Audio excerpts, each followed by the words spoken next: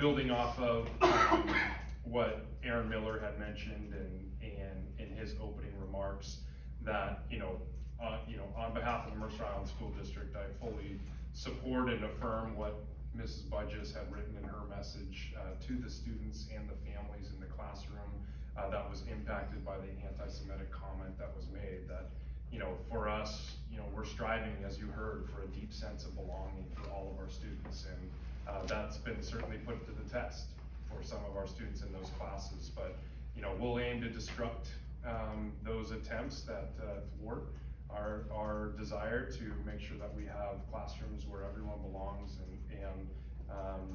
we're going to stand up to and not tolerate anti-Semitism.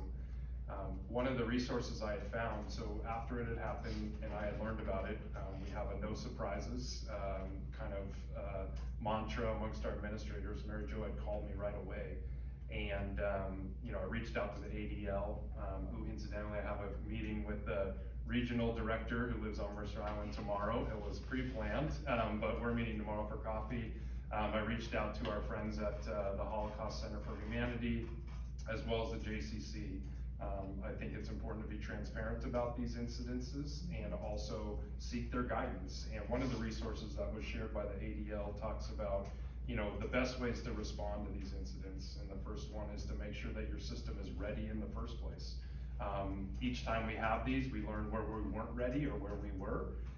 The next one is to make sure that we investigate, and that you really have to take your time and do the investigation correctly so that those impacted feel a sense of support, but you also get your facts correct and your story straight. And I know that the community wants quick responses. They want lots of communication, and we will continue to communicate, but we want to make sure that we do it thoughtfully. We're an education institution with a lot of different moving parts, and kids are at stake here. The next one is that communication piece, and I'll be putting out more statements tomorrow on behalf of the district, but the last is education. And so what are we going to do next? And Mary Jo and the teacher will be with that class tomorrow. Harry Brown from Youth and Family Services has been working with students and available. And then incidentally, and to put another plug in for our drama department, I had learned last week that Daniela Melgar is going to be directing, and the students will be performing their winter play, which is And a Child Shall Lead. It's based on the true story of a group of children trapped in a Jewish city that the Nazis had created, and it's going to the story shows the strength, fear, hope, resilience, and human connection that was made through those experiences.